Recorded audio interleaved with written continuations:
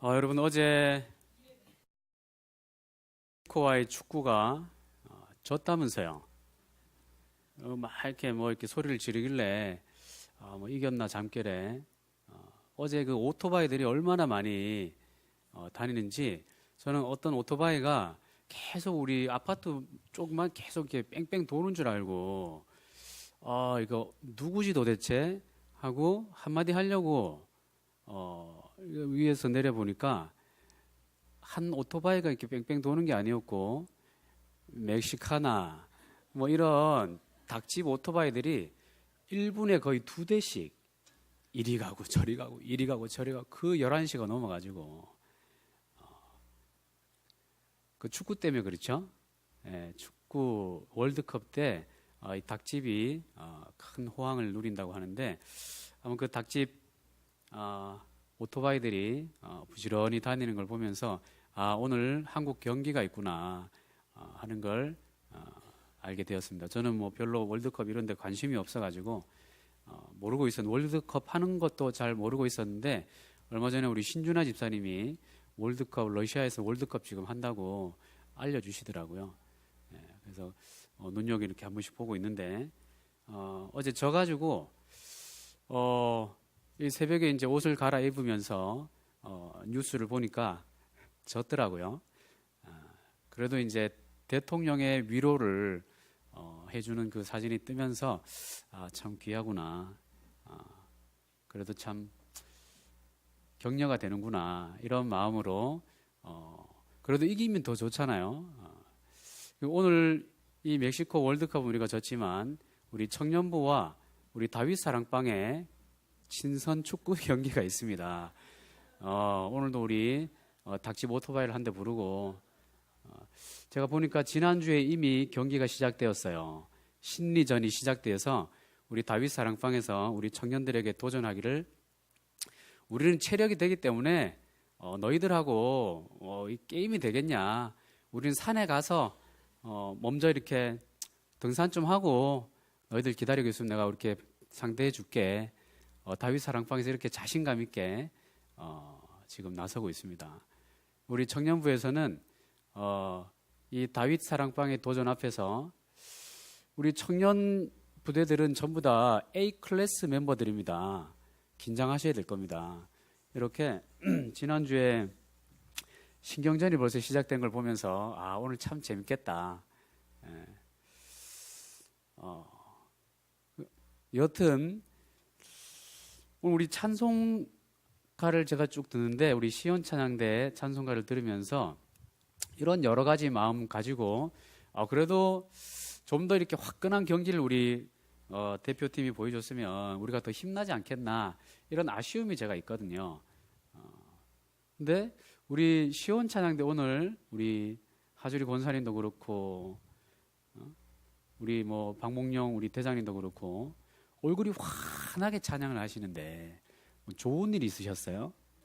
모두가 이렇게 환하게 이렇게 우리 주위 집사님도 환한 모습으로 찬양하시고 모두가 우리 멤버들 대원들 모두가 환하게 찬송하는 걸 이렇게 보니까 제 마음이 막 기뻐지면서 기쁨이 막 차곡차곡 차올라오면서 막 은혜가 얼마나 되는지 모르겠습니다. 우리 은혜를 끼쳐주신 시온찬양대 우리 감사를 드립니다. 네. 우리 지휘자님, 우리 격려의 박수 한번, 감사합니다.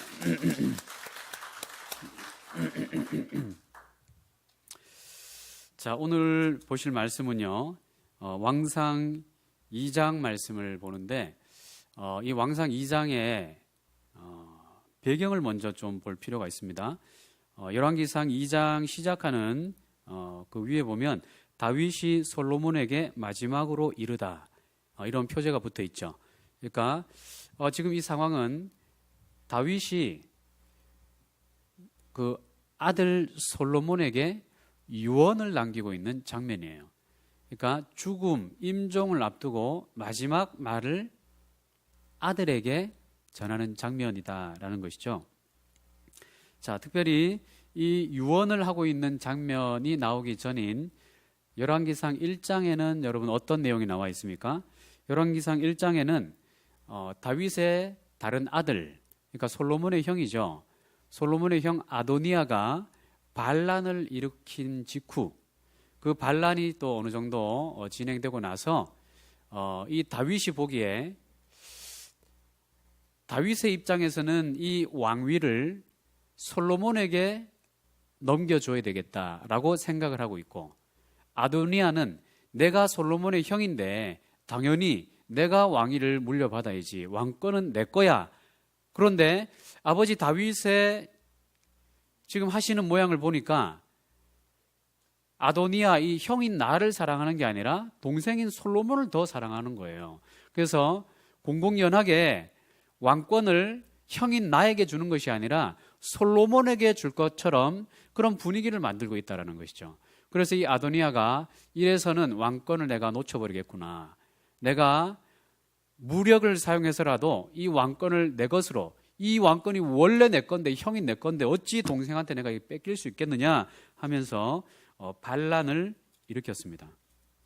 그 직후에 이 다윗이 죽음에 이르게 되는 이제 그 시간이 점점 다가오고, 이제 아들에게 유언을 남겨야 되겠다라고 하면서 이제 유언을 남기는 장면입니다. 여러분, 제가 설명해 드린 것처럼 지금 이 다윗 이 왕좌의 상황이 어떻습니까? 안정적으로 후계자가 결정이 되어서 온 나라가 그것을 인정하고, 당연히 아도니아라든지 혹은 솔로몬이라든지 당연히 이제 왕권이 누구에게인가 이렇게 가게 될 것이다 라는 이런 분위기가 만들어진 게 아니라 불안정해요. 왕권이 형에게 갈 것인가 아니면 솔로몬에게 갈 것인가, 이런 불안정함이 이 왕국에 팽배해져 있습니다. 그러니까 다윗이 이걸 모를까요? 다윗의 입장에서는 이 분위기를 누구보다 잘 알죠. 그래서 다윗의 머릿속에는 이런 불안정한 상황 속에서 왕권을 안정적으로 솔로몬에게 물려주려면 어떻게 해야 될까라는 생각을 하지 않았겠습니까? 그래서 마지막 이제 유언의 자리에서는 상식적으로 생각할 때 이런 사태가 심각하고 혼란스러운 상황이기 때문에 아들아, 잘 들어라. 나는 너에게 왕위를 물려줄 텐데 지금 이 왕위를 너에게 물려주는 과정은 순탄하지 않을 것이다. 지금 아도니아가 반란을 일으켰고 네 형이 왕권을 찬탈하기 위해서 가만히 있지 않을 것이다. 그러니 너는 이 분위기 속에서 정신을 바짝 차리고 너에게 도움이 될 수 있는 신하들을 적극적으로 등용하고, 그리고 내가 알려주는 명단을 주는 이 신하들은 즉각적으로 처단을 해야 된다. 이 사람들을 놔두면 너의 왕권이 위험해지고, 그리고 이것을 단행한 후에는 정치적인 면에서, 경제적인 면에서, 문화적인 면에서 이런 조치들을 해야 너의 왕권이 든든하게 유지가 될 거야. 이런 유언을 하는 것이 상식적이지 않을까요? 내 아들이 지금 어떤 중요한 직책을 맡게 되는데 나는 이제 그 직책을 더 이상 도움을 줄 수 없단 말이에요. 그런데 이 직책을 맡고 난 이후의 상황이 얼마나 혼란스러울지가 불보듯이 뻔하게 보이는데, 이제 아버지의 입장에서 마지막 가는 그 자리에서 이런 유언을 해줘야 되지 않겠습니까? 그런데 지금 여러분 보신 바와 같이 다윗의 이 유언이 2장 1절부터 쭉 진행이 되는 이 유언이 어떤 유언을 하고 있습니까? 우리가 상식적으로 할 수 있는 이런 유언이 아니라 오직 한 가지만을 당부하고 있다는 거예요. 오직 한 가지. 죽을 날이 임박함에 그의 아들 솔로몬에게 명령하여 이르되 내가 이제 세상 모든 사람이 가는 길로 가게 되었노니, 그러니까 이제 죽음의 문턱 앞에 왔다는 거죠. 너는 힘써 대장부가 되고, 그러니까 마음을 강하게 먹으라는 거죠. 3절에 내 하나님 여호와의 명령을 지켜. 그러니까 3절부터 좀 상식적이지 않은 유언이 나와요. 2절까지는 아들아, 내가 이제 임종이 임박했다. 죽음이 임박했다. 그러니 너는 힘써 대장부가 되어라. 여기까지는 아주 상식적이죠. 마음을 담대하게 먹어라. 마음을 굳세게 해라. 네가 가지고 갈 이 왕권을 가지고 어떻게 힘을 펼쳐야 되는지 네가 왕위를 펼쳐야 되는지에 대해서 이제 내가 얘기해 줄 텐데, 그 전에 너는 이 마음의 허리를 동이고 마음을 단단하게 먹어라. 아들아. 아주 상식적이죠. 그런데 3절부터는 상식적이지가 않아요. 3절부터 나오는 말씀에서는 어떤 말씀이 나와야 됩니까? 제가 좀 전에 말씀했던 것처럼 누구는 너의 사람으로 빨리 땡겨오고, 누구는 빨리 귀향을 보내든지 감옥에 넣든지 빨리 정리를 하고, 그 다음에 이것이 사람의 조직이 개편이 되고 나면 정치적인 면을, 경제적인 면을, 군사적인 면을, 이런 모든 것들을 탄탄하게 재정비해야 될 거야. 이런 일에 도움이 줄 수 있는 사람은 이쪽 면에서는 누구, 정치적인 면에서는 누구, 이런 사람들이 있으니 이 사람들과 빨리 머리를 맞대도록 해라. 이런 게 나와야 되잖아요. 그런데 다윗은 지금 어떤 말씀으로 유언을 하고 있느냐면, 너의 하나님 여호와의 명령을 지켜 그 길로 행하여 그 법률과 계명과 율례와 증거를 모세의 율법에 기록된 대로 지키라. 그리하면 네가 무엇을 하든지 어디로 가든지 형통할 것이다. 여호와께서 내 일에 대하여 말씀하시기를, 만일 내 자손들이 그들의 길을 삼가 마음을 다하고 성품을 다하여 진실이 내 앞에서 행하면 이스라엘 왕이 오를 사람이 내게서 끊어지지 아니하리라 하신 말씀을 확실히 이루게 하리라. 이런 말씀을 주세요. 그러니까 지금 3절과 4절 말씀에 핵심을 한마디로 딱 압축하면 뭡니까? 하나님의 율법, 하나님의 말씀을 지켜라. 그 말씀을 지키기 위해서 모든 것을 걸어라. 그거 하나면 다 된다라는 말씀을 지금 하고 있는 거예요. 여러분, 왜 이런 유언을 할까요? 상식적인 유언이 아니라 하나님의 말씀을, 이 복잡하고 위태로운 상황 속에서 하나님의 말씀을 지켜라는 이 유언. 여러분, 제가 이렇게 말씀을 풀어드리니까 이 지금 다윗과 솔로몬의 왕위가 이제 계승되는 시점, 굉장히 위태로운 국가의 안보 상태, 이 앞에서 이제 이 왕권을 어떻게 안정적으로 이끌고 갈 것인가, 이제 방법이 있어야 되고 이런 게 있어야 되는 이 상황, 어떤 상황과 비슷한가요? 출애굽 세대들이 가나안에 입성하기 전, 출애굽 1세대들은 다 광야에서 방황하다가 죽어지고, 출애굽 2세대들이 이제 가나안 입성을 앞두고 하나님께서 저 가나안에 들어가서 이길 수 있는 가장 강력한 무기, 기억나십니까? 가장 강력한 무기를 알려줄 테니까 받아 적어라. 어떤 무기를 알려주셨나요? 기억이 안 나는 듯한 표정을 지으시니, 여호수아 1장 7절 8절 보시면요, 오직 강하고 극히 담대하여 나의 종 모세가 내게 명령한 그 율법을 다 지켜 행하고 우로나 좌로나 치우치지 말라. 그리하면 어디로 가든지 형통하리니 이 율법책을 내 입에서 떠나지 말게 하여 주야로 그것을 묵상하여 그 안에 기록된 대로 다 지켜 행하라. 그리하면 내 길이 평탄하게 될 것이며 네가 형통하리라. 아멘. 여러분, 가나안에 이제 입성하기 전에 가나안이라는 아주 발달된 문명, 그리고 아낙 자손에 있는 네피림들이 있는 이 무서운 무기를 가지고 있는 이 족속들에게 들어가기 전에 강력한 무기들 우리가 어떻게 준비해야 되고 어떤 병법으로 우리가 진군해야 되는지를 알려주셔야 되는 상식적인 상황에서 하나님께서 어떤 무기를 알려주셨다고요?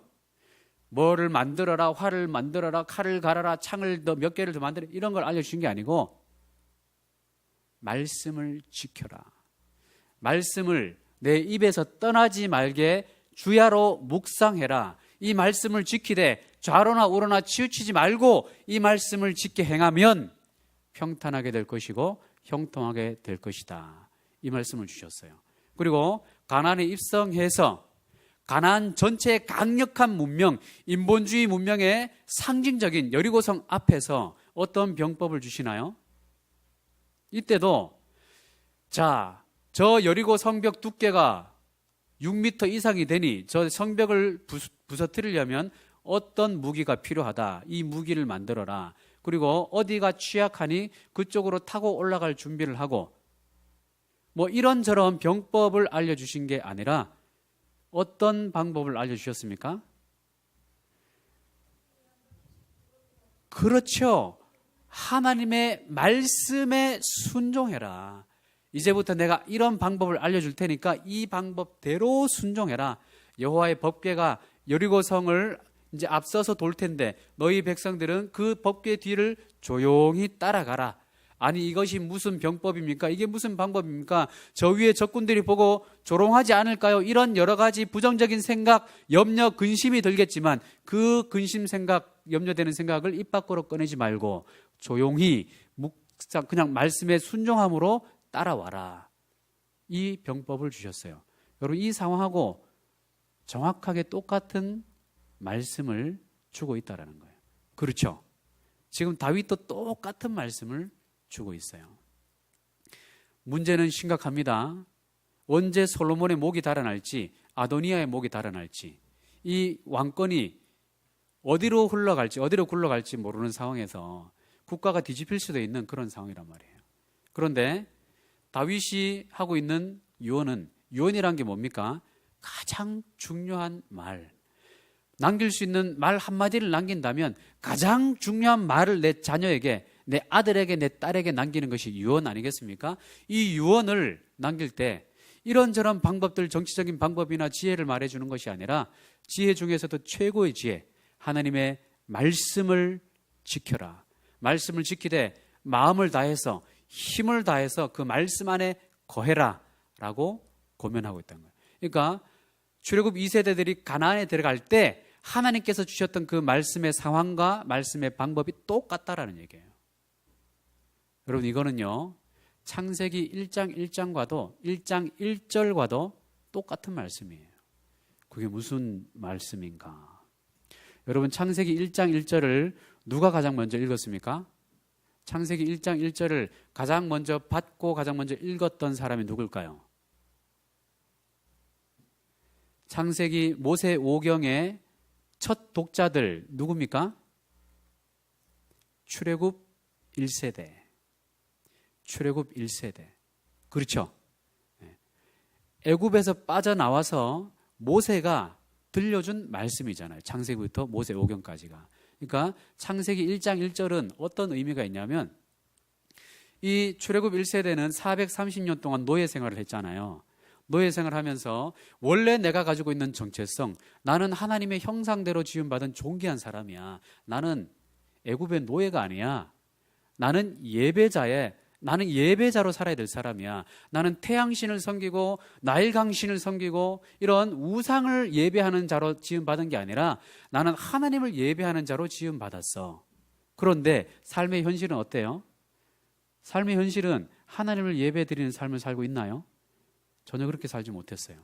오히려 애굽의 노예가 되어서 애굽 사람들이 예배하는 태양신, 강신, 개구리신 여러 가지 신들에 대해서 똑같이 마음을 빼앗기고 있었다는 것이죠. 여러분 이것이 뭡니까? 사람이 병들었다는 거예요. 영적으로 영혼이 병들어 있어요.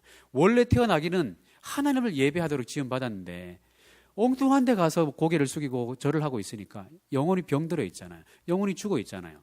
그러니까 영혼이 죽어 있고 병들어 있는 심각한 문제 앞에 있는 이스라엘 백성들에게 하나님께서 가장 첫 번째 처방전으로 준 게 태초에 하나님이 천지를 창조하셨도다. 이 말씀을 하고 있는 거예요. 그러니까 이게 뭔 말이에요? 이 이스라엘 백성들은 문제를 해결하기 위해서 자신들이 겪고 있는 이 노예 해방이 되기 위해서 그리고 출애굽하기 위해서 그리고 여러 가지 당면한 문제를 해결하기 위해서 어떤 병법들, 방법들 이런 거를 주셔야 되는데 하나님이 뭐라고 하셨어요? 태초에 하나님이 천지를 창조하셨다. 그러니까 지금 그들이 임박해 있는 그 시간, 그 장소에 전혀 어울리지 않는 말씀을 주셨다는 얘기예요. 여러분이 지금 심각한 문제가 생겼어요. 자녀에게 심각한 문제가 생겼습니다. 여러분 자신에게 심각한 문제가 생겼습니다. 경제적인 문제든 관계의 문제든 건강의 문제든 어떤 문제든지 아주 심각한 문제가 생겼어요. 이 문제 때문에 여러 날을 눈물로 기도하고 있습니다. 그런데 하나님께서 주시는 말씀이 창세기 1장 1절 말씀이 임하는 거예요. 태초에 하나님이 천지를 창조하시니라. 여러분, 이 말씀이 응답으로 주어지면 여러분 기분이 어떨까요? 아니, 하나님 지금 제 기도를 안 들으셨나요? 내가 경제적으로 문제가 있다니까요. 내가 부도나게 생겼다니까요. 내가 지금 중병에 걸렸다니까요. 내 자녀가 문제가 심각하다니까요. 하나님 해결할 수 있는 방법을 알려주셔야지 창세기 1장 1절이 지금 나한테 무슨 소용이 있습니까? 이런 마음이 안 들까요? 지금 솔로몬도 똑같은 입장이에요. 똑같은 입장. 아니, 하나님 지금 문 밖에 아도니아가 지금 어떤 자객을 보내서 왕권을 뺏으려고 내 생명을 할 줄 모르는데, 또 신하들 중에 누가 내 편인지 누가 적군인지 알려주셔야죠. 어떻게 정치적인 부분, 군사적인 부분을 내가 장악해 나갈 수 있는지 그 지혜를 주셔야죠. 말씀을 기억하라니요. 아버지 지금 이게 무슨 말입니까? 이런 마음이 안 들까요?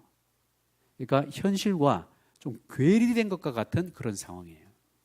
그런데 여러분, 하나님께서 이걸 모르실까요? 여러분, 하나님께서는 여러분 자신보다도 더 잘 아시는 분이에요. 머리털까지 다 몇 개인지를 다 세고 계시는 분이에요. 우리의 속사람의 모양이 어떤 건지 하나님 다 아세요. 누가 보건 안 보건 우리가 어떤 생각, 어떤 행동을 하고 있는지 하나님 다 알고 계세요. 우리의 마음의 근심이 뭔지, 염려가 뭔지, 소망이 뭔지, 기도의 제목이 뭔지 입 밖으로 꺼내지 않아도 하나님께서 우리는 모든 것을 다 알고 계신 하나님이시잖아요. 이 하나님께서 우리의 기도에 응답하시사 하나님께서 이런 말씀으로 오신다는 것은 뭡니까? 우리의 상황에 가장 좋은 말씀을 주셨다는 거예요. 우리의 상황에 가장 좋은 해결의 방법, 이 위태로운 상황 속에, 이 문제가 험악한 상황 가운데 이 문제를 해결할 수 있는 가장 좋은 방법을 알려주셨다라는 거예요. 여러분 믿으십니까? 이게 믿음으로 올라와야 돼요. 그런데 이 믿음이 올라올 수 있는 상황은 아니에요. 상황은 현실과 너무 동떨어져요. 하나님의 처방은 전혀 우리의 마음에 심금을 울리지를 못해요. 내 아들이 아파 죽게 생겼는데, 부도가 나게 생겼는데 말씀을 지켜라니, 말씀을 기억하라니, 누구 돕는 사람을 보내주고 대출이 되게 해주시든지 뭐 이런 걸 열어주셔야지 말씀을 지키라니 말이 됩니까? 그런데 성경은 말이 된다라고 하고 있어요. 말이 된다, 말이 된다라고 하고 있어요. 그러니까 여러분, 대부분의 문제는 어떤 상황에서 생겨납니까? 대부분의 문제는 우리가 있어야 될 자리에 있지 않고 다른 자리에 가 있으니까 생겨나는 거예요. 쉽게 말하면 우리가 지음 받은 대로 예배 자리에 있으면 불신자들의 자리에서 당해야 될 엉뚱한 일을 겪지 않아도 된단 말이에요. 그런데 내 자신이 지금 예배 자리에 있지 않고 불신자리의 자리에 가서 불신자들이 온갖 허짓거리를 해놓은 그 일 때문에 흙탕물이 된 거기에 들어가서 흙탕물 위에 뛰어다니면서 주님, 내 발에 흙탕물이 묻었사오니 이 흙탕물을 제거해 주시옵소서, 이렇게 우리는 기도할 때가 많다라는 거예요. 그러니까 하나님께서 뭐라고 하시냐면, 흙탕물을 없애달라고 기도하고 있구나. 그러면 네 원래 자리로 돌아와라, 이렇게 말씀하시는 거예요. 그래, 네가 흙탕물을 없애려면 이 흙탕물을 내가 이렇게 다 제거해 줄게. 흙탕물을 일으켰던 사람들을 내가 이렇게 물리쳐 줄게. 아예 물이 아예 생기지 않도록 내가 방수 공사를 해줄게. 하나님께서 이런 방법들을 얘기해 주시는 게 아니라, 아들아, 딸아, 지금 네가 있는 자리가 틀렸다. 자리를 이동해라. 너의 자리는 여기가 아니야. 예배자의 자리로 와야지. 말씀이 선포되는 자리로 와야지. 지금 그 말씀을 하고 있는 거예요. 여러분 우리는 지혜가 부족하고 우리의 능력이 한계가 있어서 이 부족한 지혜와 부족한 능력으로 어떤 문제를 해결하려고 하다 보면 굉장히 마음에 염려가 앞서게 되죠. 인지상정에 맞습니다. 그러나 하나님께서는 우리를 너무 잘 아셔서 문제를 당했을 때 그 문제 자체에 집중해서 그 문제를 풀려고 아동바동하지 말고 하나님의 말씀의 자리에 내가 있는지를 봐라라는 거예요. 여러분 그 지금 가정에 여러분 자신에게 어떤 문제가 혹시 있습니까? 오늘 주시는 말씀이 뭡니까? 그 문제, 건강의 문제, 시간 관리의 문제, 건강 관리의 문제, 인간관계의 문제, 이런 모든 문제를 풀 수 있는 가장 확실한 방법이 뭐라고요? 자기 개발을 배우고 커뮤니케이션 기법을 배우고 의사소통 뭐 이런 거를 더 잘할 수 있는 강좌를 듣고 이렇게 하는 게 아니란 거예요. 물론 그런 것도 나중에 노력을 해야 되지만 그걸 언제 하라고요? 하나님의 말씀이 내 마음에 온전하게 전심으로 지켜진 다음에 그 다음에 내가 그 자리에서 예배자의 자리, 말씀의 자리에 옮겨오고 난 다음에 그때부터 내가 열심을 내야 되는 거예요. 내가 하나님의 말씀에 순종해야지. 그것부터 하면 여러분 나머지 일들은 자동적으로 제자리를 찾아가는 경우가 허다합니다. 문제 자체를 풀려고 그 문제를 딱 붙들고 발버둥을 치면요, 오히려 그 문제의 소용돌이하고 같이 잠수하게 돼요. 하나님의 말씀이 뭡니까?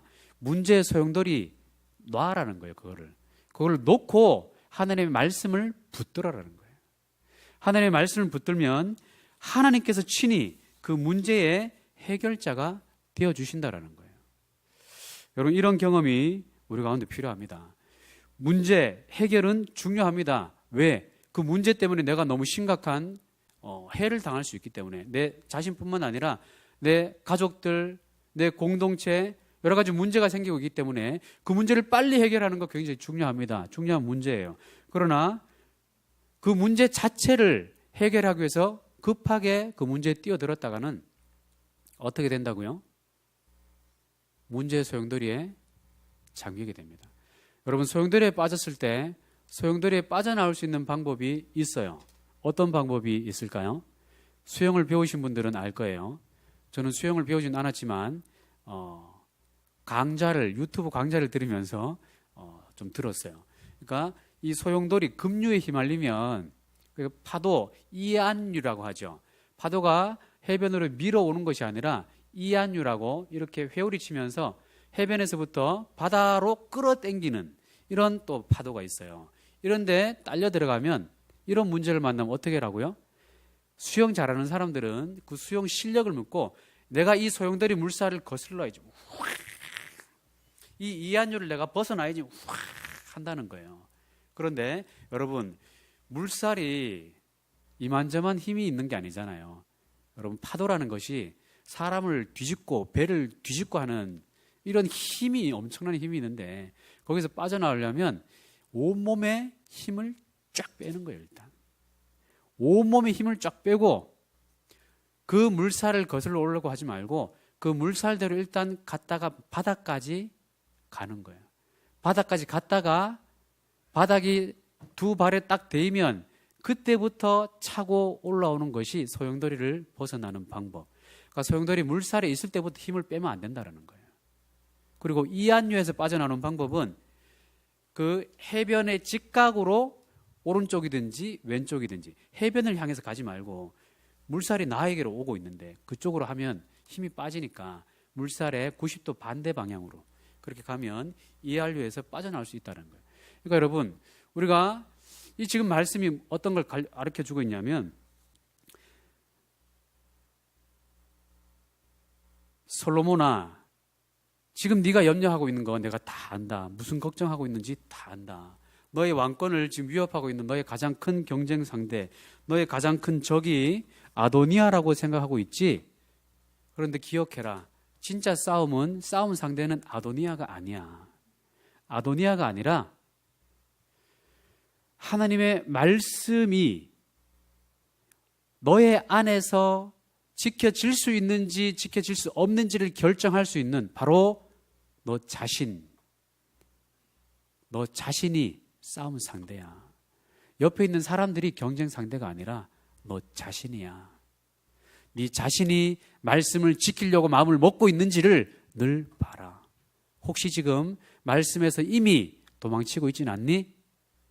말씀을 어기고 눈 가리고 아웅하고 있지는 않니? 경쟁 상대는 아도니아가 아니라 너 자신이야. 대장부처럼 마음을 강하게 해라. 말씀을 어기고 싶은 마음이 들 때 그 마음을 물리쳐야 한다. 말씀이 너에게 너무 무거워질 때 두려워하지 말고 그 말씀을 정면으로 받아들여라. 아들아, 경쟁 상대는 아도니아 문 밖에 있는 사람들이 아니라 말씀을 받고 있는 너 자신이야 라고 말씀해 주고 있는 거예요. 여러분, 경쟁 상대는 누구라고요? 외부에 있는 사람들이 아니에요. 외부에 있는 어떤 문제가 우리의 경쟁 상대가 아닙니다. 경쟁 상대는 언제나 나 자신이에요. 나 자신. 내 자신이 모든 걸 이미 결정해 놓았어요. 내 마음이. 이 문제 안에서 내가 하나님의 손을 붙들지 유력한 사람의 손을 붙들지 내 마음이 이미 결정하고 있잖아요. 어떤 문제 앞에서 내가 하나님 앞에 더 무릎을 꿇을지 다른 곳에 가서 무릎을 꿇을지 내가 결정하는 거잖아요. 내 마음이. 근데 눈앞에까지 닥쳐온 총과 칼 앞에서 요동하지 말고 대장부처럼 마음을 극히 강하게 해서 말씀을 지킬 수 있는 그 힘을 길러라는 거예요.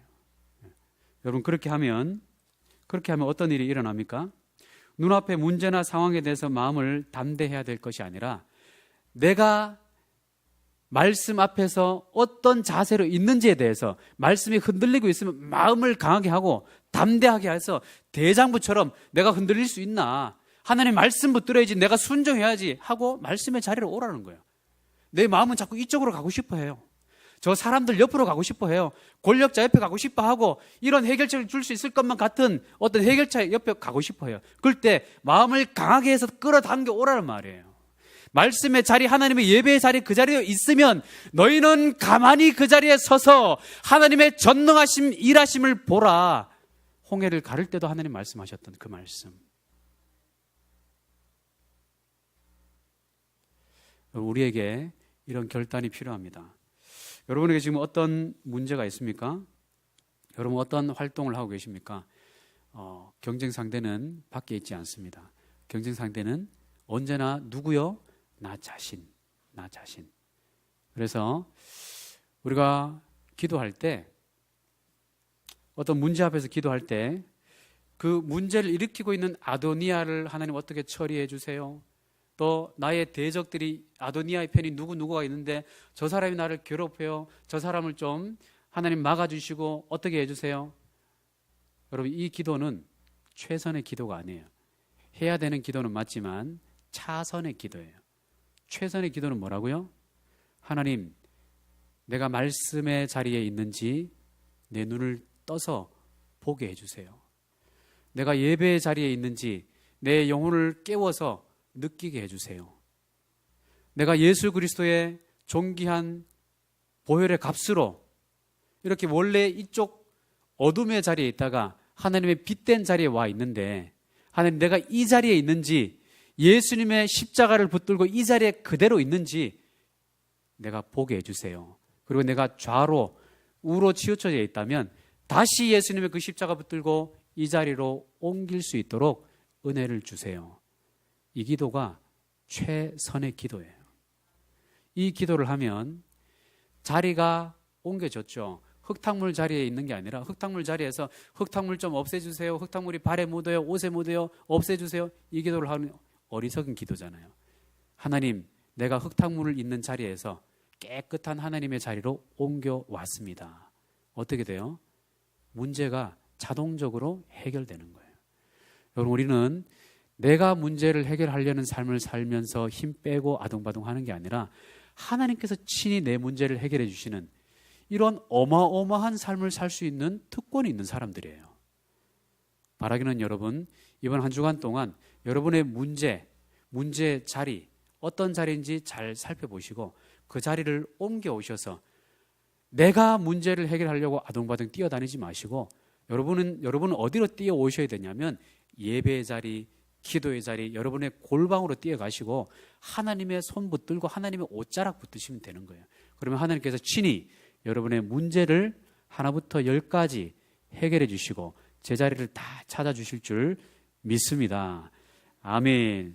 이 시간 함께 기도하기를 원합니다. 여러분의 지금 삶의 자리는 어디에 있습니까? 혹시 문제가 있습니까? 어려움이 있습니까?